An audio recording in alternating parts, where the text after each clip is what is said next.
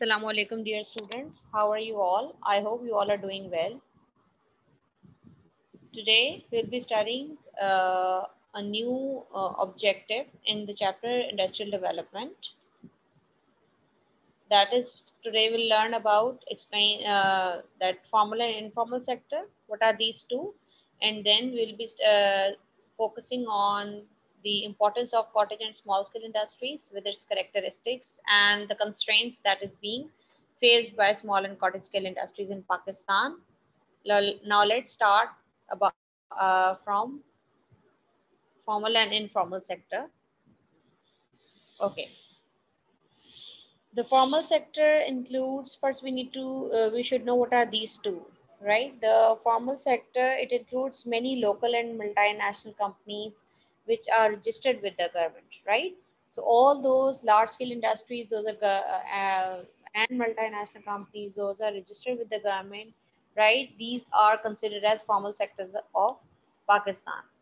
The examples of formal sectors in Pakistan, that is steel mill, iron steel mill industry, cotton textile industry, pharmaceutical industry, Anglo Corporation, Unilever, Procter and Gamble, Parco, McDonald's, KFC, etc. Right? Why? Because these industries they make use of modern technology, they follow international standards, and produce standardized goods, right? So these all are the reasons. That is why they are considered as formal sector, right? We'll discuss in detail later. Now, what are informal sector, right? We should know that also first. The informal sector, it includes only local industries, industrial units which are not registered with the government. Like, for example, cottage industries. Like, for example, cottage small scale industry, we can give example of carpets, rugs, embroidery, pottery, ceramics, traditional textile units. These all are, and the unregistered food processing units, right? These all are considered as informal sector because they are not registered by the government, right? Why? The reason would be the lack of standardization and no quality control is being followed, right? Quality check is not being there. Okay, what let's discuss. And in informal sector, I must say, uh, substandard goods are being produced, right? It supplies low price good also, though it deals with the domestic market, right?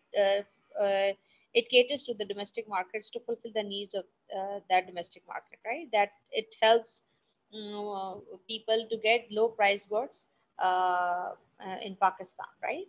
Through informal sector, right? Now, why are formal and informal sectors are important? Let's discuss the importance first together for both of them together, right? Now, number one is it provides industrial goods to meet the requirement of domestic market, as I mentioned, right? That is for both. That's why these two are important. Then it generates employment in industrial sector. Informal sector, it make use of domestic raw material. Thus, it is no burden on Pakistan on import bill, right? Because they don't in informal sector, because they are catering with the small scale industries, cottage industries, so they don't import raw material from any other country, so that it reduces the burden on import, right? Then next importance is some products of formal and informal sectors are exported and earn foreign exchange. Like for example, if I'll give example of formal sectors like cotton textile products, we do send it ready-made garments, right? And I'll give you example of informal sector, we do send our carpets, right? Hand woven shawls, right? That we do send it to especially Gulf countries and all, right? Okay, then another point is informal sector, it saves foreign exchange resources as it does not require imported machinery and high technology. High sophisticated technology is not required in informal sector. Okay, but there are some advantages and disadvantages of formal and informal sector, right? Now let's first discuss the advantages of formal sector, formal industrial sector. Why are formal industrial sector are important, right? Number one is it is capital intensive, right? As it requires a huge capital to be invested in the industry, right? Then in same manner, the more output also in terms of more profit also get is being generated through formal sector, industrial sector, right? Second advantage, it has fixed wages, like the labor they are working there, they have fixed wages there. Next advantage, it has regular working hours. It is legal and registered. It has less health issues, right? Because why it has less health issues? Because all formal sectors, if we give example of cotton textile industry, iron steel industry, cement industry, right? They do follow quality control standards, right? Because they are registered with the government, so continuous follow up or check and balance is there, right? So that is why they have to make sure, because they follow labor law, so they have to make sure about the health and safety of their own labor force, right? That they have to ensure that it is there. Then formal sector produces high quality goods, right, to meet international market standard of international market, to meet the quality control standards, I must say. And then it is of all formal sectors are highly mechanized, right? What are the disadvantages of formal sector? All Most of the formal sector, they import raw material, which is a burden on Pakistan's economy, right? Then, like I gave an advantage, we did discuss, it is highly mechanized, right? So all machinery is being imported from other countries, right? For example, Germany, like if I give you example of mining industry, right? It is also a formal sector, right? Then there all mining machinery is being imported from all European countries and all. So that is a burden, huge burden on Pakistan's economy. Then another disadvantage of formal sector is it requires large area of land, right, to establish. Then another disadvantage is it has improper waste disposal. That it has a great impact on environment, Pakistan's environment, right? Now let's discuss the advantages of formal sector. Why are formal sectors is is important, right? Number one is it meets local demand by supplying low price products, right? Again, it provides employment. It also provides employment. Then it provides door-to-door supply by street vendors, right? Like all these thele wala, sabzi wala, street hawkers, right? These vendors, right? They are part of informal sector, right? Then industrial waste can be utilized to produce more goods. For example, leftover yarn and dye it can be reused. It is being used in informal sector. What are the disadvantages of informal sector? It is labor intensive, not at all mechanized. It has low wages. It does not. It doesn't have regular working hours, right? All informal, most of the informal sectors encourage child labor. Due to that child labor and poor environmental conditions, working conditions for labor, most many times Pakistan did face trade embargo, right? Then uncertain and unreliable employment, like for example, it has a seasonal work. Like if we give you example of handicraft souvenirs for tourists, right? It's a seasonal work, right? It has little potential for further growth. It does not meet quality control standards, right? These all were the disadvantages of informal sector. Okay. Now, let's talk about cottage and small scale industries, right? Uh, Cottage and small scale industries, they have they hold an important position in rural setup or in Pakistan. Most of the villages are self-sufficient in the basic necessities of life. They have their own carpenters, blacksmith, potters, craftsmen, and cotton weavers. Many families, they depend on cottage industries for their income, right? It has some importance, right? Cotton small scale industry, they also possess some importance, right? Let's discuss that. Okay. Importance and advantages, I must say. Again, employment potential is there, right? As it caters to the rural areas, right? So cottage small scale industries are labor intensive and provide employment to 80% of industrial labor force, right? Which reduces, again, if I'll connect this employment opportunity, it reduces unemployment rate, it reduces poverty, right? And then standard of living, again, it can be increased, right? Through small and quarter scale industries, right? And then it meets the demands for the local market.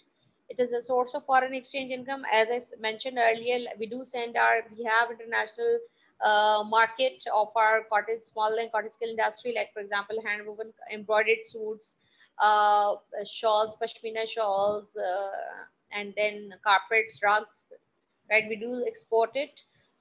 Then gainful employment for women, right? Because these basically cottage and small scale industry, these are home based industries, right? So where the women are also encouraged to work in these industries, right?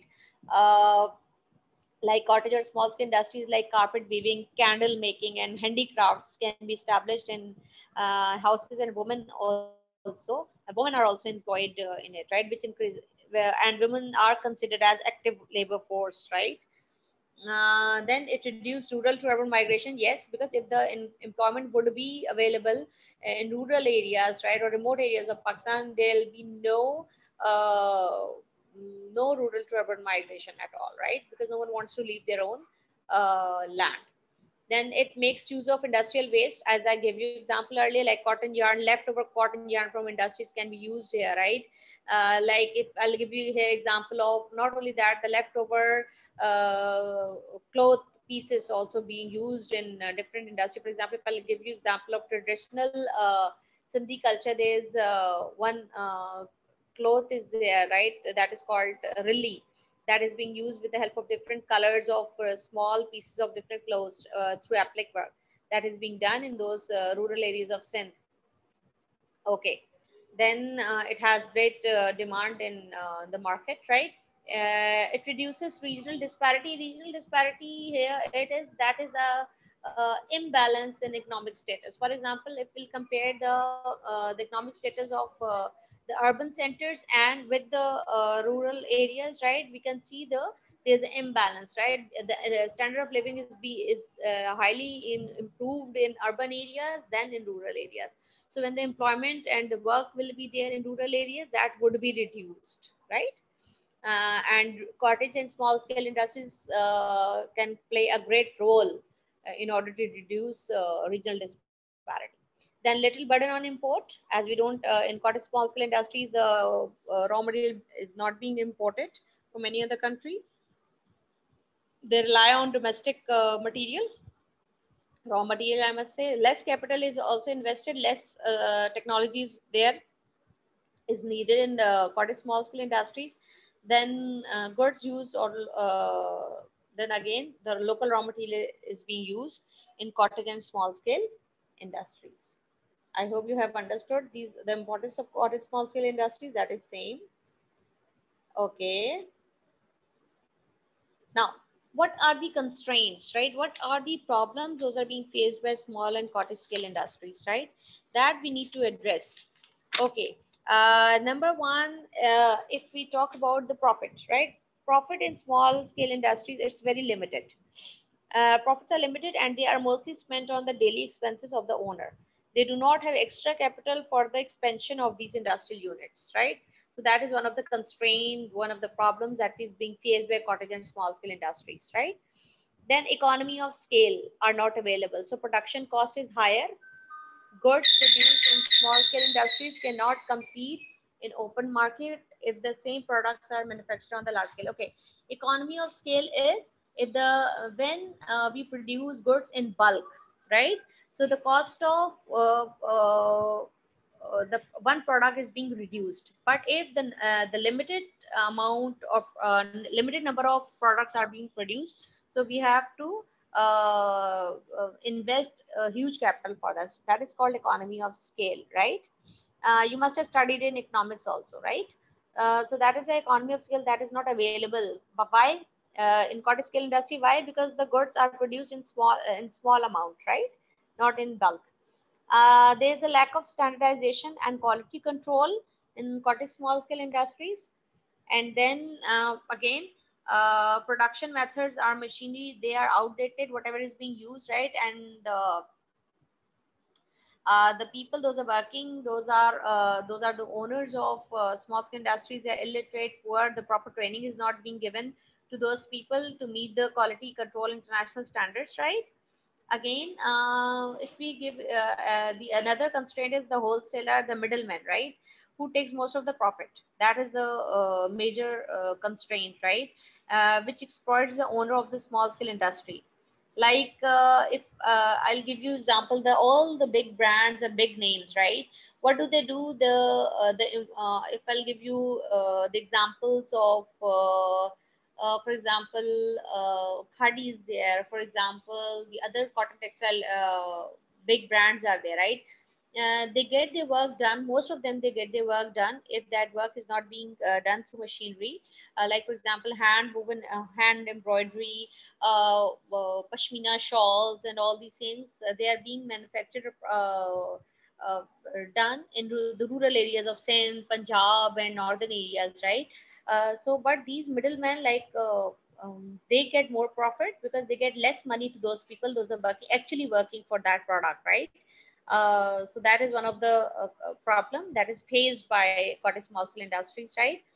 Okay, then another thing is improper supply of electricity is there in rural areas of Pakistan. If I'll give you example of northern areas like Gilgit-Baltistan, the electricity is not being provided to those areas by the government, right? So it is very difficult to set up these industries there, and which is a disruption in their manufacturing process, right?